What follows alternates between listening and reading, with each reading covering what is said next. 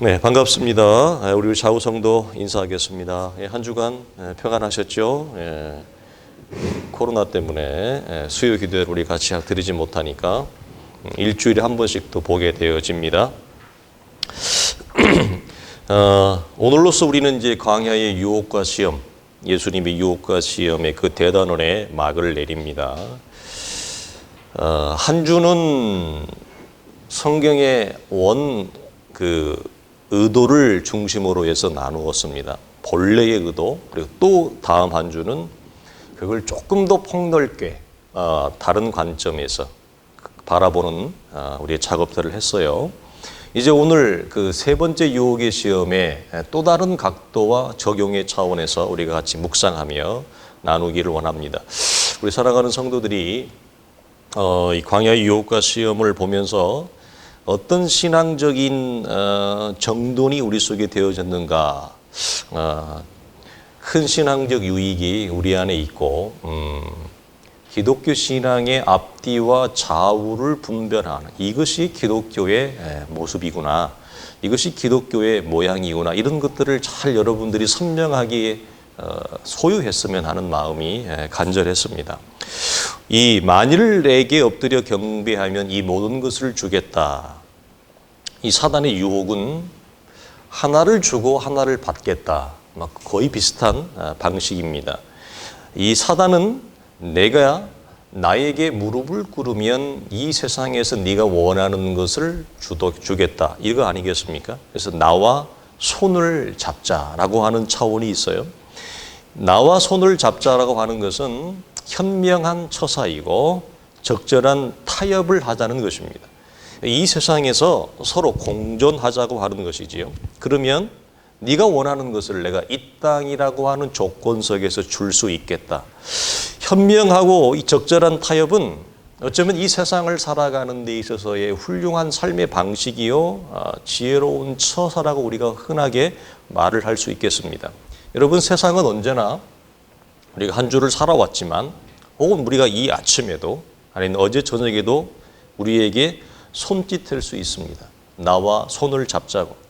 여러분, 이 세상에는 악이 있고 그 악을 제거할 수 없습니다. 그러니 그 악을 지혜롭게 사용하자라고 하는 거예요. 그래서 악을 적절하게 사용하는 지혜, 즉 타협을 통해서 이 필요악이라고 하는 것을 적절히 우리가 수용하게 되어지면 훨씬 더 폭넓고 유연하고 다양한 삶을 우리가 수용하는 내 삶이나 나라를 세울 수 있다는 것입니다.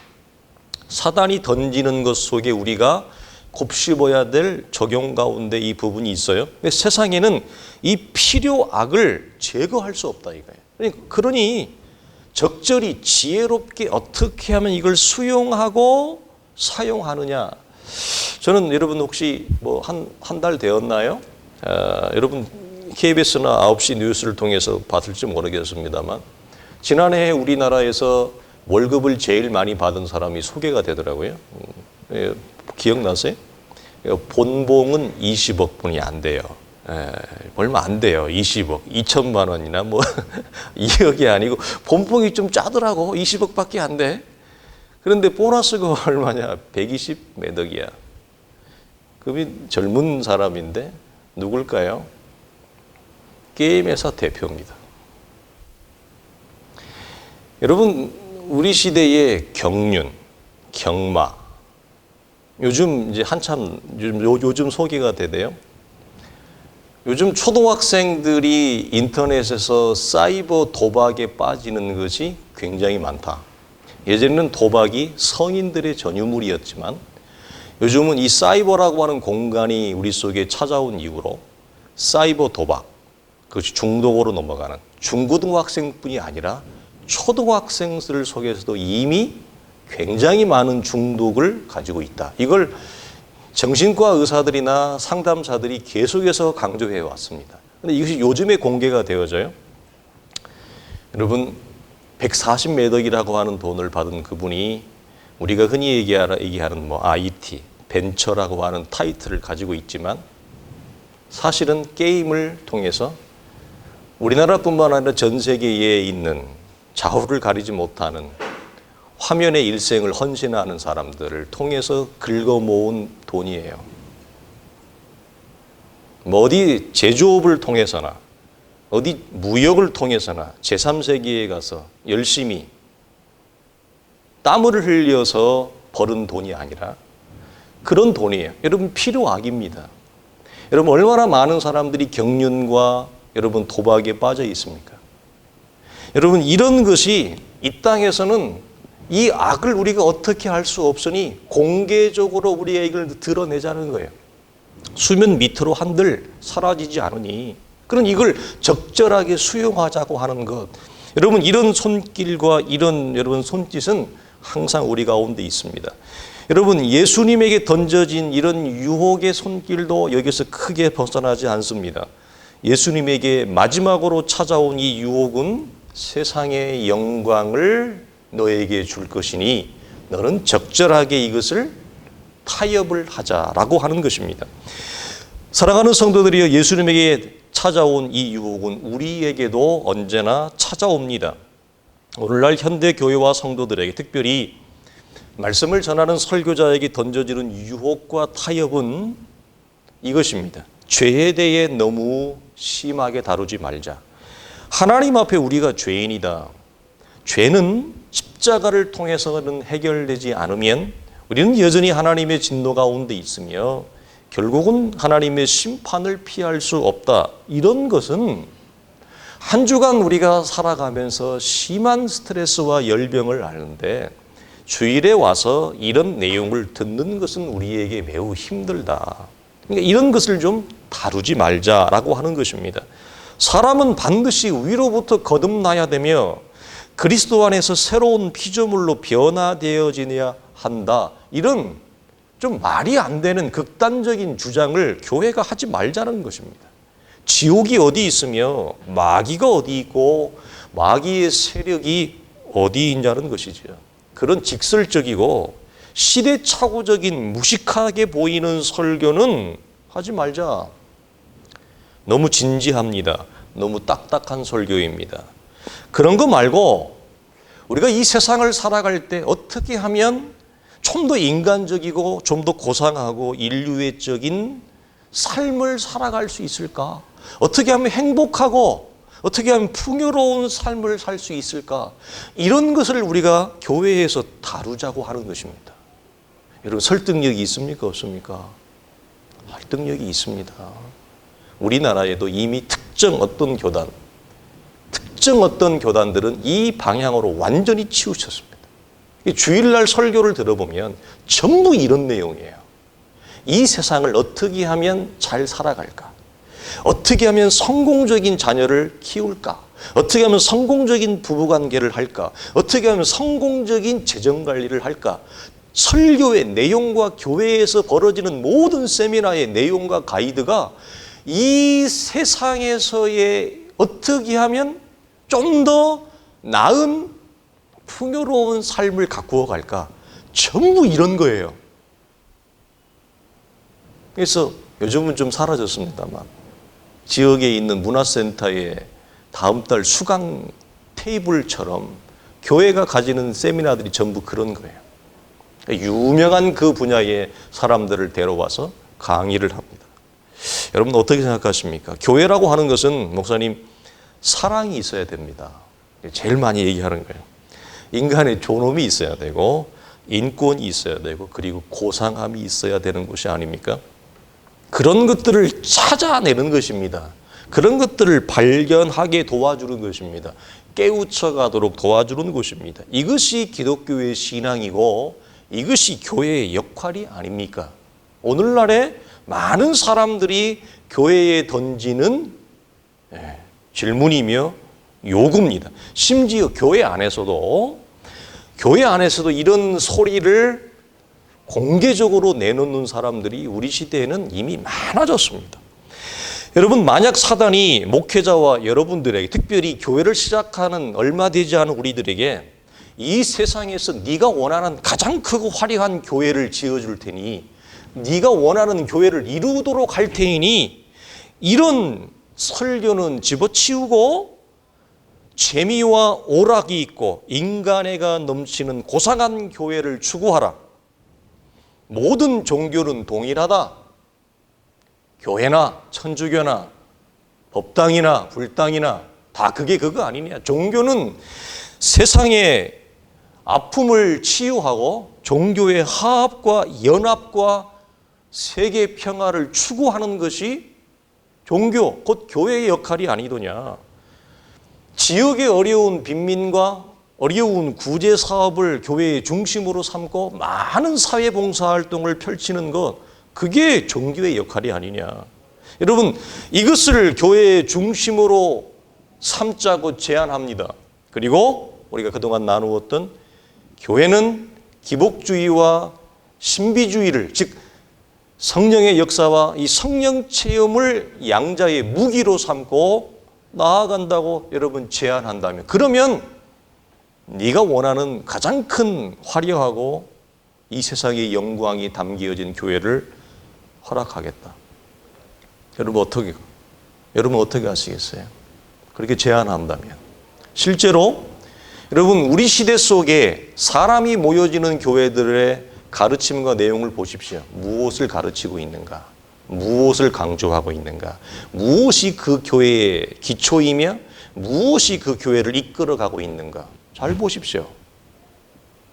실제로 대부분 그렇습니다. 그렇지 않은 교회가 드뭅니다. 우리는 영적으로 심각하게 고민을 해야 될 때라는 거죠. 여러분, 예수님께 제안했던 세 가지 유혹의 내용이 만약 어떤 교회 속에 고스란히 담겨져 있다면 저는 화면에 보이는 이런 걸 거예요. 보여줄까요? 우리 교회는 사람들의 필요를 우선시하고 그들의 필요를 채워주는 교회입니다. 이게 말이 멋있지만 이게 기복주의예요. 물질주의, 구약에 나오는 맘모니즘, 우리 지난주에 나왔던 여호와 우상. 그래서 굉장히 멋있어 보이고 현대적인 언어의 표현인 것 같지만 사실은 사람들이 필요해 제일 큰 건 뭘까요? 뭐니 해도 돈입니다. 물질입니다. 물질의 필요를 채워주는 교회가 되겠다는 거예요. 귀복주의죠. 신비주의. 그 다음에 나오는 누구를 통해서? 예수를 통해서, 기독교를 통해서, 십자가를 통해서. 우리 교회 오시면 기적과 기사를 경험할 수 있습니다. 우리가 많이 듣는 거예요. 자, 우리 교회는 세계 평화와 종교의 갈등을 넘어 화합을 추구하는 교회입니다 라고 하는 거, 이게 기장이나 감리교 쪽에 가면 많이 나옵니다. 요즘은 통합 측에 가도 이런 것들이 많이 나와요.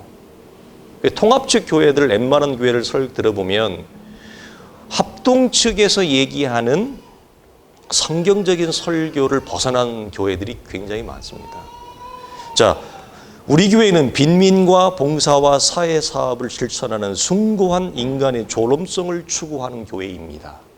이런 것들이 다 여러분 외형적으로 볼 때는 아무런 문제가 없습니다. 그리고 이 시대의 대중적인 구미와 입맛에는 사람들에게 딱 맞습니다. 사람들이 교회를 오기 너무 쉽습니다. 너무 좋습니다. 마치 천주교처럼. 그렇게 교회가 십자가의 벽이 사라진 것입니다. 여러분, 이런 강단과 설교에 대한 타협에 대한 유혹은 언제든지 있습니다. 목회자도 자기가 신앙적으로 말씀에 대한 깊은 정돈이 안 돼 있으면 이거 여러분 금방 잡고 싶어요. 이런 설교를 하는 것보다는 이와 같은 화면에 있는 내용을 설교하는 것이 훨씬 더 성도들이 좋아합니다. 사람들이 훨씬 더 여러분 몰립니다.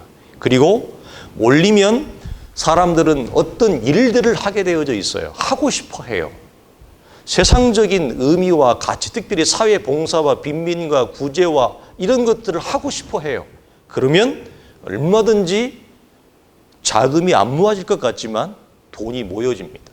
여러분, 사람들이 참된 신앙 고백에 의해서 하나님 앞에 드리는 이 헌상은 잘 못해도 빈민과 구제와 사회봉사와 활동을 위해서 대의를 딱 걸어놓고 명분을 걸어놓고 여러분 하라고 그러면 헌금은 안 해도 그거 해요. 얼마든지 합니다. 안 할 것 같죠? 헌금하는 사람보다 더 많이 하는 사람들도 많습니다. 실제로 그렇습니다. 그러니까 교회가 돈이 없을 것 같지만 돈이 생깁니다, 실제로.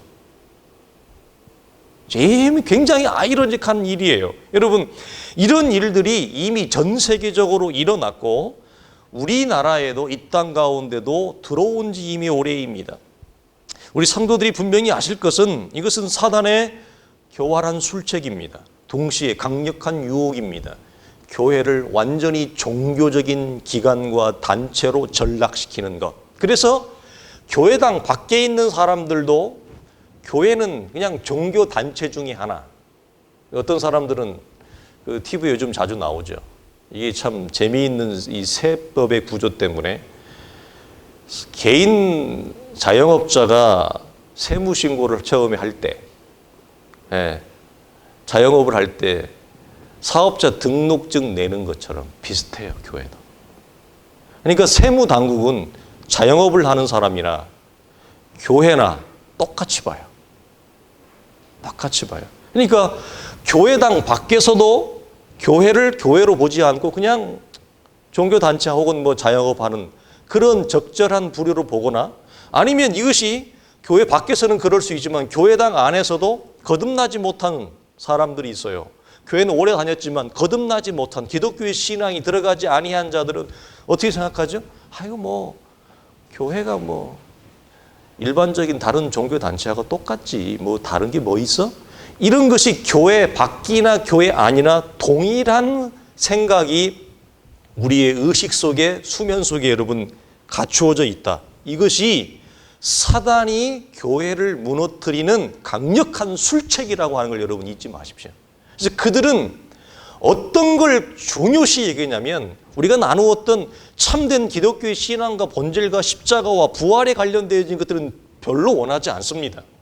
이런 것들을 원해요. 왜? 교회는 종교단체이기 때문에. 종교단체의 역할과 기능과 목적이 뭐냐는 거예요. 세계 평화와 종교의 갈등을 치료하고 빈민과 구제를 돕고 많은 사회봉사를 하고 할 수 있으면 우리도 할 수 있으면 나중에 할 거예요. 고아원도 막 일으키고 장애인 학교도 막 일으키고 그렇죠? 할 수 있으면 해야죠. 저는 하고 싶어요. 장애인 학교도 세우고 고아원도 세우고 하고 싶어요. 실력이 안 되지만 그런 것들이 교회가 존재하는 목적이라고 생각해요. 아닙니다, 여러분.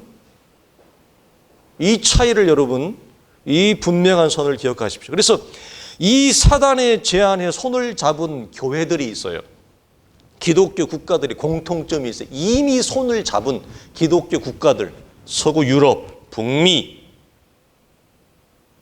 복음주의의 중심이라고 하는 여러분 미국을 보십시오. 미국의 기독교가 정상인가 여러분 보십시오. 미국의 여러분 수면에 보이지 아니하는 대다수의 기독교인들이 많을 텐데 여러분 매스컴을 통해 미국에서 보여지는 현상들을 보십시오. 그게 기독교 국가인가? 기독교의 신앙이 심지가 내려진 나라가 보이는 열매를 여러분 보십시오. 미국을. 기독교 국가에서 일어나는 일인가요? 서구 유럽은 아니라는 거죠. 이게 뭘 의미할까요?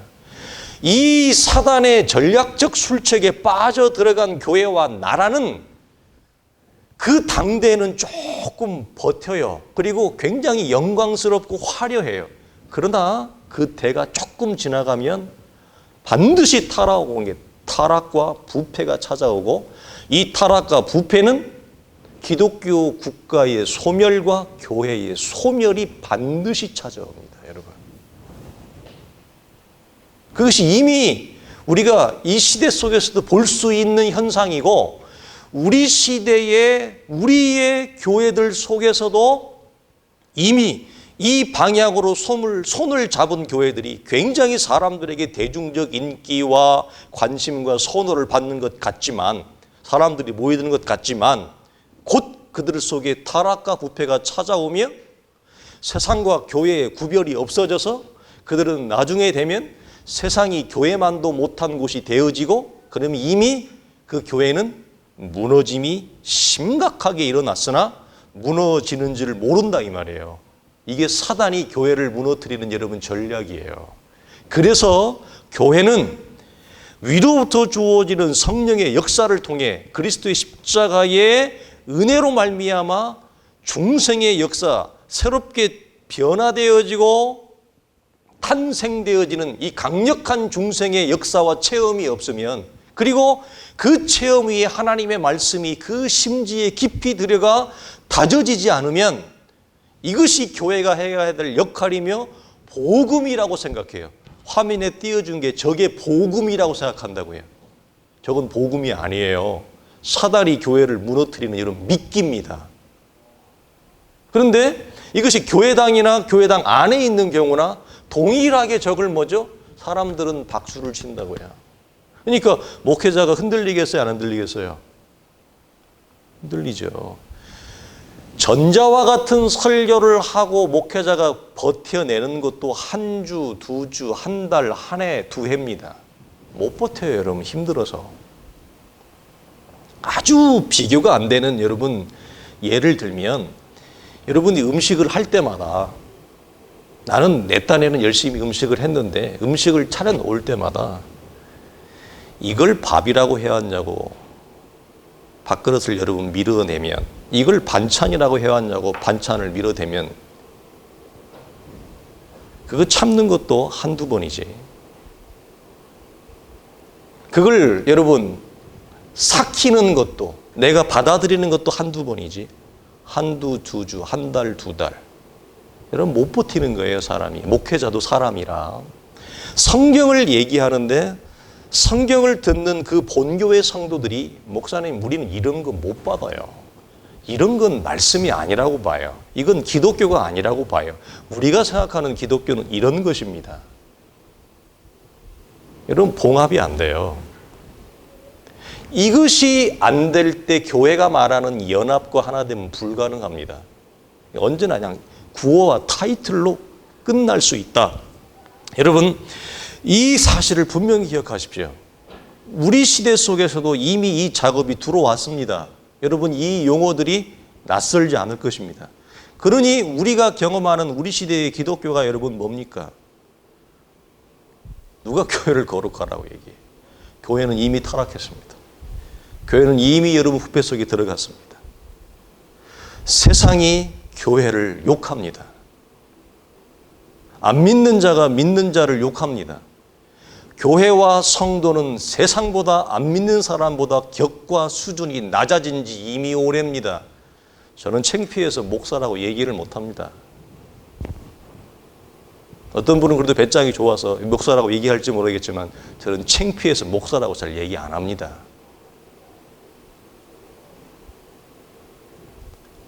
이미 이게 우리 속에 들어온 지 오래됐습니다. 거짓이 아니지 않습니까? 이것이 우리의 팩트이고 현실입니다. 이런 현대 교회의 내부적인 유혹과 도전 앞에 예수님께서는 세상의 영광과 타협하지 않으시고 단호히 거절하셨다고 하는 사실. 10절에 사단아 물러가라, 주 너희 하나님께 경배하고 다만 그를 섬기라 라고 하는 것. 우리는 마태복음 16장에서 베드로가 신앙 고백한 이후에 주님의 십자가를 만류할 때,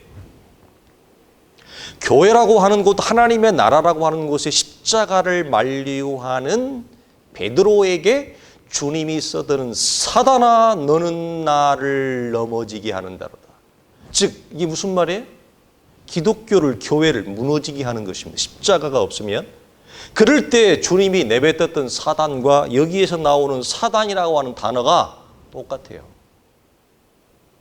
동일하다고요. 그러니까 이 말이 무슨 말이에요? 마귀라고 하는 그 본체, 그 영적인 존재 자체가 우리에게 도전하는 것뿐만 아니라 우리 시대와 상황 속에서 사람들을 통해서, 베드로라고 하는 그 인생을 통해서 우리에게 던져지는 사단의 유혹에도 우리는 동일하게 대처해야 된다는 거예요. 아시겠습니까? 우리가 신앙적인 경각심과 신앙적인 이 선을 우리가 가지고 있지 못하면 맞다 따라가는 것입니다.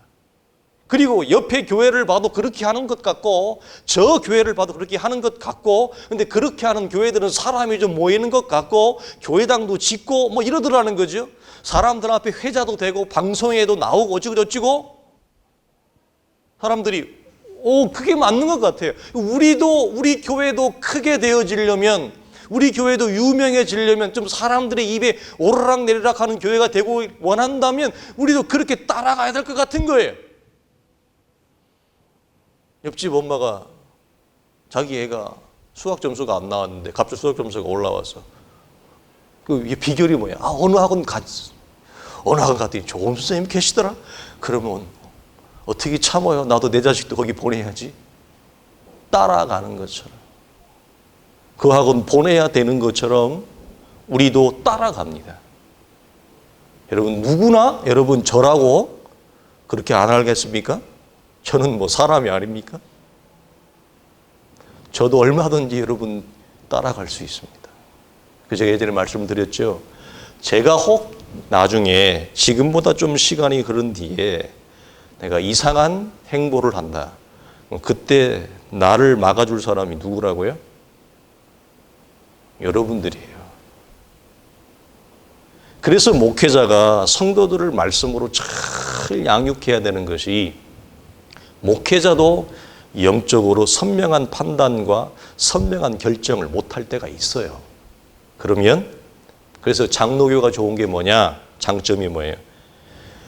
성경적 훈련과 성경적 연단을 통해 세워진 장로님은 그걸 어떻게 해요? 목사님이 비신앙적인 결정과 행보를 할 때 그걸 옆에서 조정해주고 잡아줄 수 있는 최고의 영적 지렛대가 누구냐? 장로님인 거예요. 그래서 프레스베테리안이라고 하는 장로교가 그래서 좋은 거예요. 그러나 교회가 성경적이지 않을 때는 어떻게 해요? 목사와 장로는 항상 대립의 관계입니다. 목사는 항상 장로를 견제하고 장로도 항상 목사를 경제합니다. 상호 신뢰와 하나됨의 관계가 아니라 늘 견제와 늘 대립을 하는 이 각을 세워서 교회가 하나 되어지지 못하도록 하는 우리 시대의 교회 아닌 모습 아닙니까? 그 왜 그래요? 늘 얘기. 세례도 교회가 마음대로 행해버리고 신앙 고백도 못하는데 세례도 줘버리고 직분을 받을 수 있는 신앙적인 내용이 안 되는데도 직분을 막 줘버리고 세례와 직분의 남발이 전혀 성경적 훈련과 트레이닝이 안 된 사람이 교회 중직자가 딱 되어지니 당연히 그런 모습이 보일 수밖에 없는 거예요. 안타까운 것입니다. 여러분, 복음은 언제나 분명한 선을 가지고 있다라고 하는 사실입니다. 이 부분에서는 타협이란 있을 수 없습니다. 사도 바울은 갈라디아서 1장에 이렇게 얘기합니다.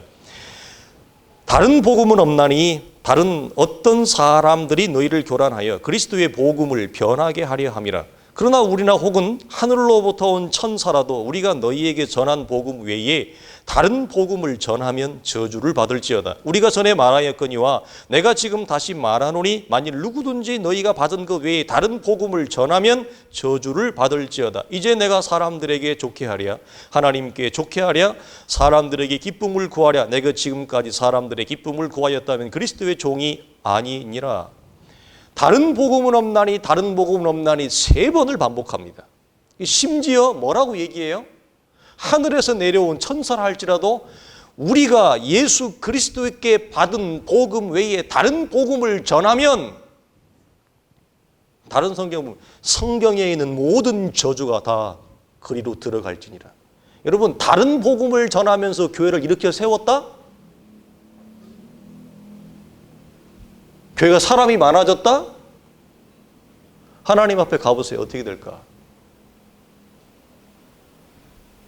여러분, 심각한 바울의 입에서 나오는 아주 단호한 여러분 말씀이에요.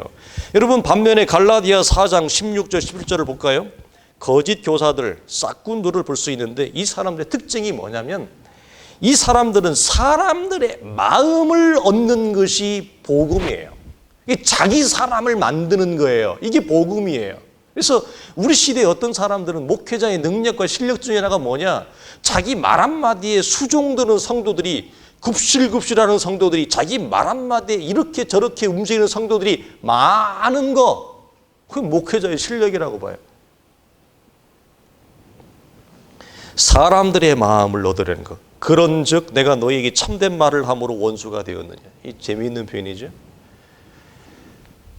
진리를 얘기하는데 원수가 돼요. 진리를 얘기하지 않은 사람들은 박수를 쳐요. 우리 목사님 사람이 의식이 있다. 우리 목사님 세련됐다. 뭘 좀 아는 목사다.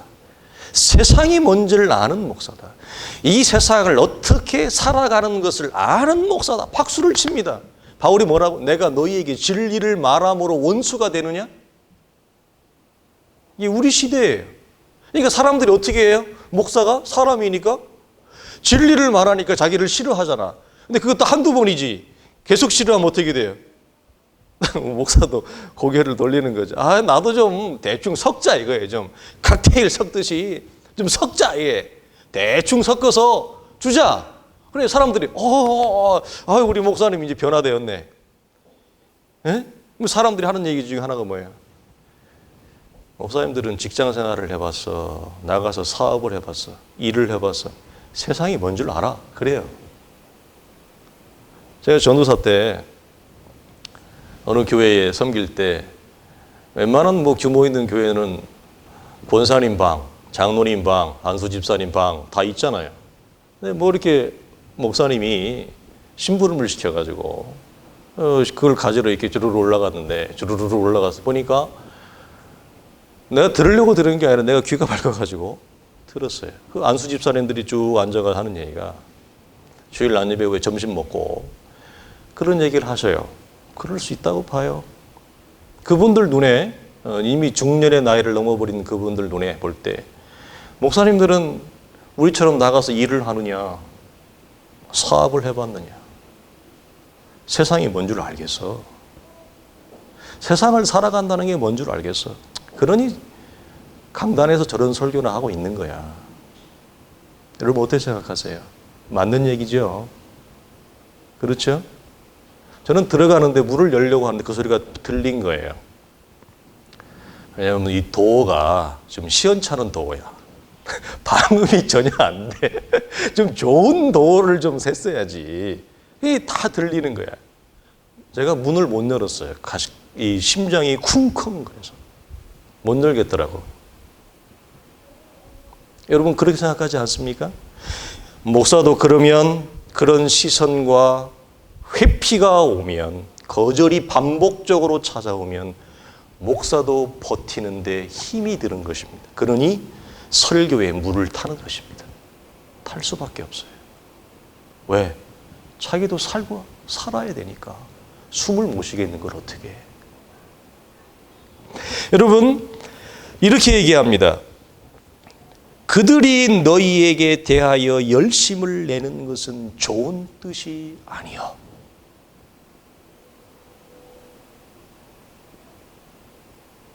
거짓 교사들이 굉장히 열심히 있습니다. 특징이 여러분.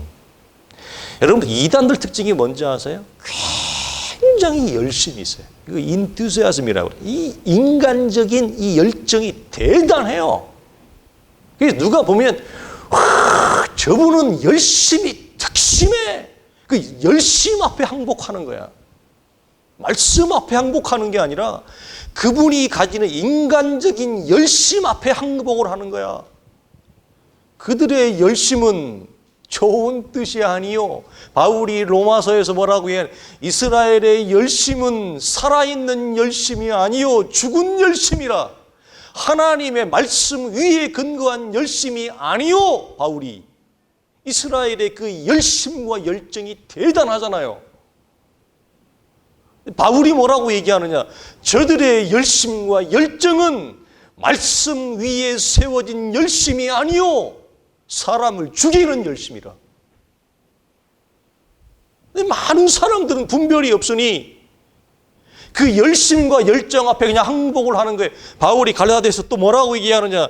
그들이 너희에게 대하는 열심은 좋은 것이 아니라 너희를 이간시키기 위함이라. 자기 밑에 두고자 함이라. 이렇게 열심을 부렸는데도 자기를 떠나보세요. 그 사람이 입에서 뭐가 나오는가? 하나님의 나라, 즉 하나님의 교회가 건강하게 설 수 있는 유일한 길은 예수 그리스도의 십자가에 나타난 하나님의 사랑에 의해서만 가능하다. 절대 불변의 진리입니다. 여러분, 하나님의 나라는 하나님의 거룩과 공의가 없는 채, 우리가 말하는 휴머니즘이라 그러죠. 우리가 따뜻하게 보여지는 그 단어 휴머니즘, 인본주의에 근거한, 즉 인간애에 근거한 친절한 사랑에 근거하지 않습니다. 잘 기억하십시오. 하나님의 사랑은 죄로 인하여 죽어가는 우리를 십자가를 통하여 성령의 역사로 건지시는 사랑을 말합니다. 인간애에 근거한 인간의 애정과 친절함이 아닙니다. 우리는 이것을 은혜라 합니다. 그것도 가장 본질적인 은혜, 가장 본질적인 은혜라는 건 뭐예요?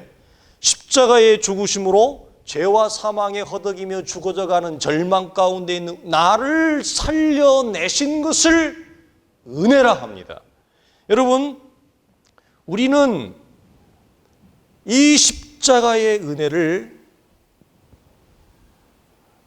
다른 단어로 대체할 때가 많아요. 즉 본질적인 은혜를 경험하지 못한 채 죄와 사망에서 나를 살려내신 이 은혜를 모르는 채 다른 은혜들을 많이 나열해요. 우리의 입에서, 우리의 습관적으로. 여러분, 나의 삶을 통해 온전히 관통하고 나의 삶을 통해 온전히 겪어내어진 이 십자가의 은혜가 우리 속에 있지 않다면, 그리고 이 은혜를 대단히 많은 범위에서 많은 의미로 우리가 광범위하게 은혜라고 하는 단어를 사용합니다. 은혜 수도 없이 사용합니다. 그러나 가장 이 본질적인 은혜를 우리가 우리의 삶을 통해 겪어내고 받아내고 통과내지 못한 채 아무리 많은 은혜를 우리가 나열해도 사실 실상은 은혜를 모르는 것입니다. 여러분, 우리가 성도들이 제일 많이 우리의 삶에 광범위하게 쓰는 게 뭐죠? 다 은혜라는 말을 써요. 우리는 어떤 의미인 줄 알아요. 그러나 우리가 후자에서 광범위하게 모든 영역에서 나열하고 사용하고 있는 은혜를 사용할 줄 안다면, 알기 위해서는 가장 본질적인 은혜가 우리의 삶을 통해 관통돼야 돼요. 그 가장 본질적인 은혜가 뭐예요?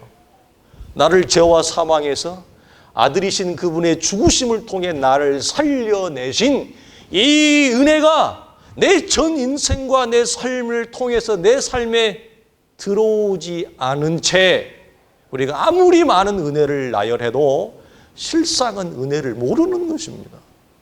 그래서 가장 본질적인 우리가 우리의 삶의 전곡을 관통할 때 그 이후에 우리가 비로소 쓸 수 있는 게 뭐죠?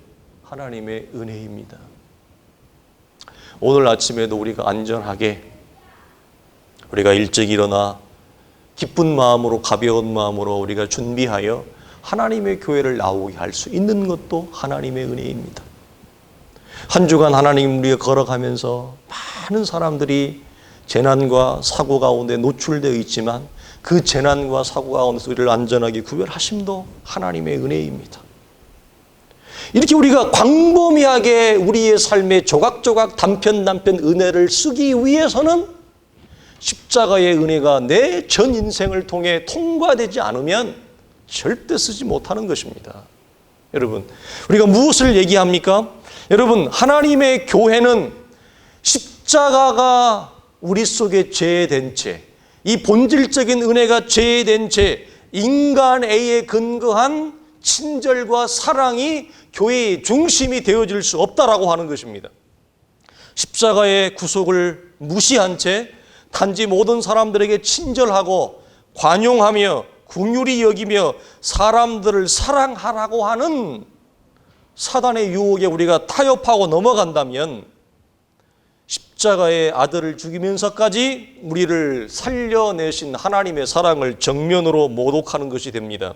여러분, 에베소서 4장을 보면 이런 단어들이 나와요. 친절하며, 불쌍히 여기며, 용서하며, 사랑하며.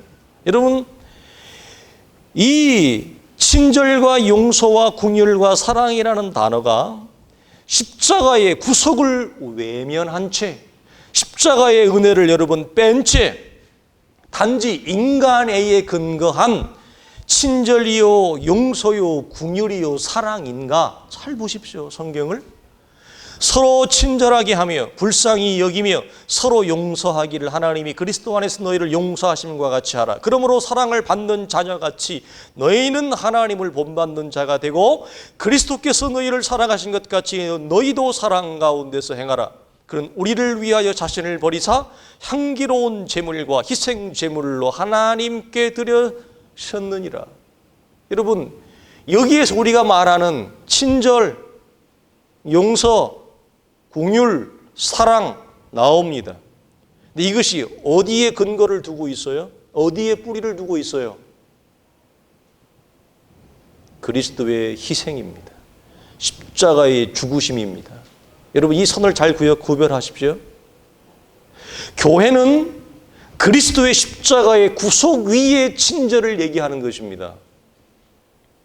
구속 위에 용서를 얘기하는, 그래서 제가 밑줄을 쳤죠. 너희를 용서하심 같이, 너희를 사랑하신 것 같이, 우리를 위하여 자신을 버린 것 같이, 이게 빠진 단순히 인간애에 근거한 친절, 용서, 사랑, 긍휼, 우리에게 던져지는 유혹입니다. 그래서 이 선을 모르는 자들이 가지는 말이 뭐냐? 항상 우리 교회는 이렇게 사랑이 없어. 저 사람은 이렇게 사랑이 없어. 여러분, 교회는 단순히 인간애가 내가 얼마나 많은가, 타고난 우리의 인간애의 본성이 너보다 얼마나 친절한가, 내가 너보다 얼마나 다른 사람을 더 관용하는가, 용서할 줄 아는가, 이걸 보이는 각축장이 아니에요. 여러분, 이거 잘 구별하셔야 됩니다. 우리 성도들은 이걸 저는 구별할 거라고 봐요. 어렵지 않다고 봐요. 여러분, 근거와 뿌리가 그리스도의 구속, 그리스도의 구속 위에 근거한 친절함과 용서, 사랑, 이거라 할지라도, 자, 들어가 봅시다. 우리가 주님과의 관계가 멀어지면 구속 위에 근거한 우리의 친절함이 어떻게 되죠? 금방 싸늘해집니다. 냉정함으로 바뀝니다.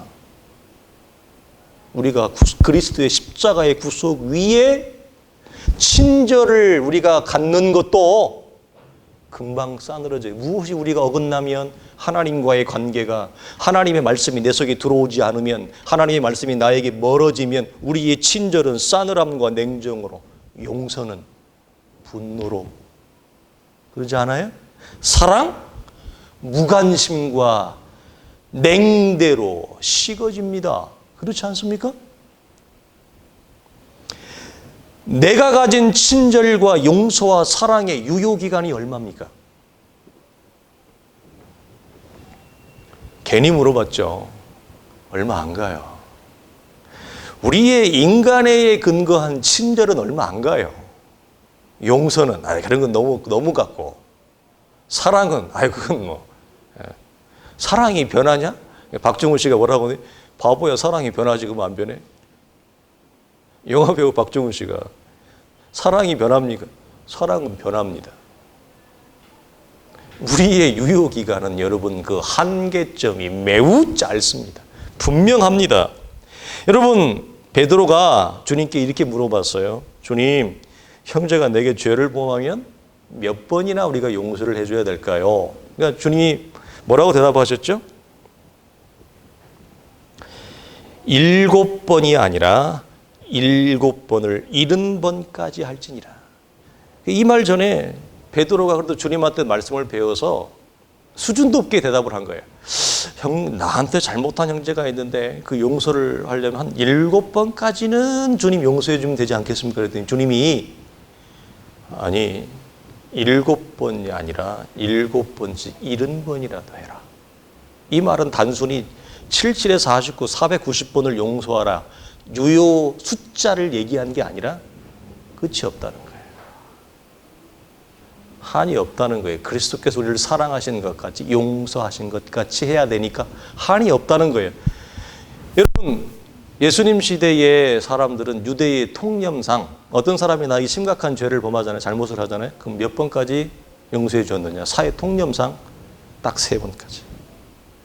3번을 넘었으면 더 이상 용서하지 않습니다. 3번을 용서했는데 계속 지속해서 나한테 잘못을 하면 더 이상 그 사람은 보지 않습니다. 유대사에 축출을 합니다. 이방인처럼 여겨버립니다. 베드로는 3번을 넘어선 거예요. 7번 정도 하면 굉장히 더블을 제시했으니까 베드로의 수준이 높아진 거예요. 주님이 그래 칭찬할 줄 알았더니 아니 7번이 아니라 7번째 70번이라도 하거라. 베드로가 아마 굉장히 당황했을 것 같아요. 우리의 유효기간은 우리가 가능합니까? 여러분, 많은 사람들이 이 인간의 휴머니즘에 빠져서 이상주의에 빠져요. 우리의 친절함의 이상, 용서의 이상, 사랑의 이상, 이건 깨야 돼요. 왜? 우리의 친절과 사랑은요, 전부 자기 기분 따라 합니다. 그러지 않아요? 내가 컨디션이 오늘 너무 좋아. 그러면 그냥 그날은 친절한 거예요. 그죠? 내가 컨디션이 오늘 너무 힘들어. 그러면 그냥 그날은 무조건 불친절한 거예요. 우리의 친절과 용서와 사랑의 기준은 철저히 자기의 신체 컨디션, 바디 컨디션, 생체 컨디션에 따라요. 그리스도의 구속은 무슨 얼어 죽을 구속. 말은 그렇게 이상적으로 아름답게 표현하지만 실제의 우리의 현실은 전혀 그렇지 않다. 그러니 우리가 잘못된 이상주의에 빠져서 교회에서 사랑을 얘기하고 친절을 얘기하고 용서를 얘기하고 화해를 얘기할 때 그 근거와 뿌리를 어디에 두지 말자? 우리의 죄된 본성에 두지 말자. 우리의 죄된 본성에서 나오는 친절은요, 내가 친절을 베풀었는데 저게 나한테 친절하지 않아. 그럼 계속 친절하죠. 할렐루야. 나의 죄된 본성은 용서를 계속 했는데 그래도 계속 용서받지 못할 짓을 해. 그럼 용서가 어떻게 바뀌어? 저주로 바뀌지. 나는 계속 사랑을 표현했는데 사랑을 나에게는 돌아오지 않아. 그럼 뭐죠? 저런 더 이상 말을 할 수가 없어. 우리의 인간의 수준은 여러분 여기입니다.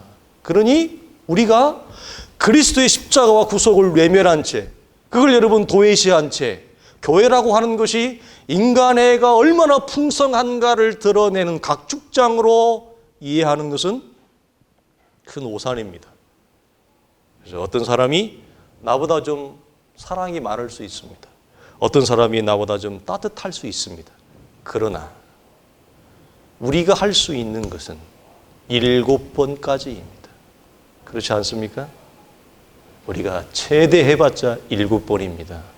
그렇게는 못하는 것입니다. 여러분, 우리는 불가능하다. 자, 여러분, 주의 교회는 왜 그러느냐? 하나님의 나라를 말합니다. 하나님의 나라가 어떤 곳인가를 보이는 것이 뭐죠? 주의 교회예요. 구약의 이스라엘이 하나님의 나라가 어떻다는 것을 보여주었던 이 세상에 하나님이 샘플로 사용하신 것처럼 주의 교회는 이 세상에서 하나님의 나라가 어떤 곳이라고 하는 걸 보여주는 실질적인 샘플이에요. 그런데 이 하나님의 나라가 인간의 죄에 근거한 인간의적인 사랑이 중심이 아니라 그리스도의 십자가의 사랑이 근거가 되어진 곳. 이해되십니까? 교회는 인간에 근거한 사랑을 표출하는 곳이 아니에요. 쉬운 말로 교회 오빠가 아니라 이 말이에요. 교회는 교회 오빠가 아니에요. 친절한 교회 오빠가 아니라니까. 인간에 근거한 사랑을 여러분 표현해내고 그걸 받아냄으로써 우리 교회는 사랑이 많아, 저 사람은 따뜻해, 그걸 말하는 것이 아니라 그리스도의 십자가의 구속에 근거한 사랑을 드러내는 것이에요. 전혀 달라요. 그래서 이것을 사도가 우리에게 말씀하고 있는 것입니다. 우리 사랑하는 성도들이 이 부분에 혼동하지 않기를 바라요. 말씀을 마치겠습니다. 여러분, 그러므로 현대교회와 성도들은 이 세상의 영광과 타협해서는 안 됩니다. 마귀는 어떻게 하든지 우리를 세상과 타협하도록 만듭니다.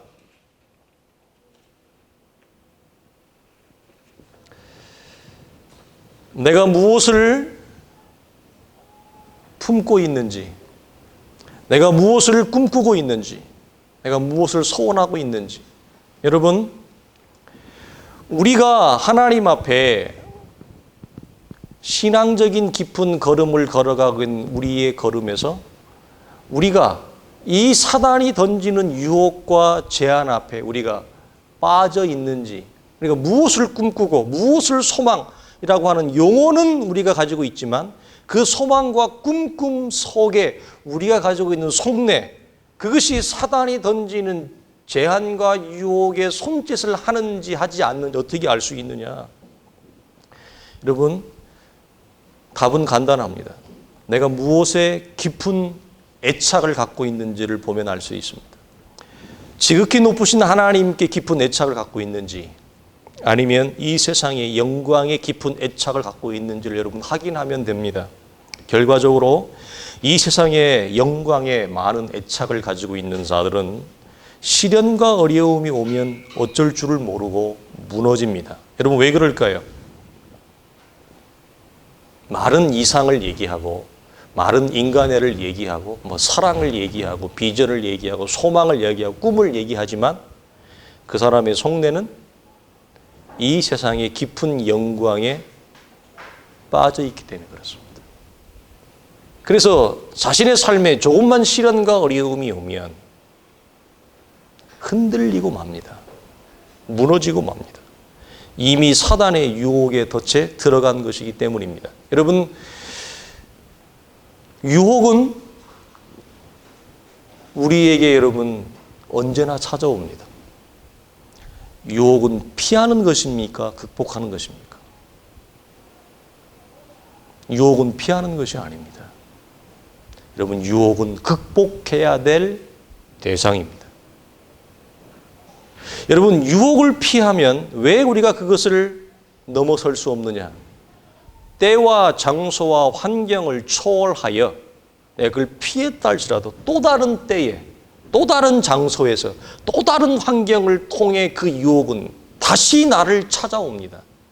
그래서 유혹은 피하면 이길 수가 없습니다. 계속해서 나를 따라다닙니다. 그러므로 유혹은 어떻게 해요? 피하는 대상이 아니라 하나님의 말씀으로 유혹을 극복하는 것입니다. 유혹을 뛰어넘는 것입니다. 그럴 때 천사들이 와서 주님을 수종들었던 것처럼 우리의 삶에 하나님과의 더 깊은 영적인 샬롬과 평강의 관계로, 더 깊은 영적인 관계로 나아가는 척도가 돼. 그래서 이런 차원에서 유혹이 가지고 있는 또 다른 면이 뭐냐? 유혹은 우리를 성장시키는 더 나은 신앙의 걸음으로 걸어갈 수 있는 척도가 되어져요. 그래서 하나님은 우리에게 유혹 자체를 막지 않고 우리가 유혹에 빠졌을 때 유혹에서 나오도록, 유혹을 극복하도록 도와주신다. 성도들에게 유혹 자체, 마치 고난 자체를 막지 않는 것처럼 우리를 허락하셔요. 그 이유가 뭐냐? 우리가 유혹을 넘어설 때 하나님과의 더 복된 샬롬의 관계로 우리가 나아가기 때문에 그렇다. 사랑하는 성도들이 이 마태복음 4장의 긴 여정을 함께 했습니다. 우리 성도들이 좌우를 잘 분별하시고 기독교 신앙의 견고함 위에 우리가 걸어갈 수 있기를 주님의 이름으로 간절히 축원합니다. 기도하겠습니다. 하나님 아버지, 감사합니다. 유혹이라고 하는 육체를 가지고 있는 우리의 인생이 회피할 수 없는 이 제한 앞에, 이 손길 앞에 하나님, 우리가 어떻게 해야 되겠습니까? 지금도 겪고 있는 유혹이 있습니다. 지금도 나를 흔들어뜨리려고 하는 유혹의 손길이 있습니다. 주여 우리를 도우시옵소서. 우리의 약함을 도우시옵소서. 우리에게 말씀의 충만함에 거하게 하여 주시옵소서.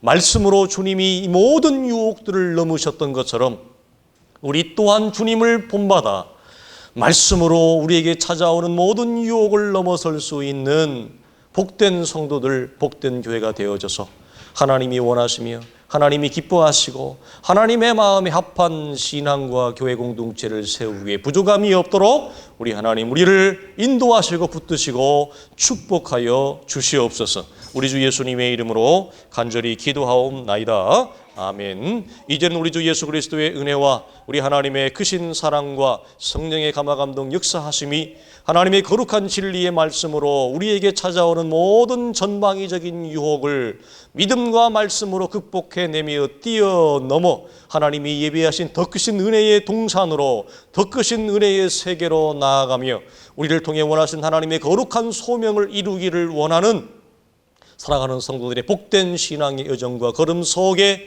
이제로부터 영원토록 항상 함께 있을지어다. 아멘.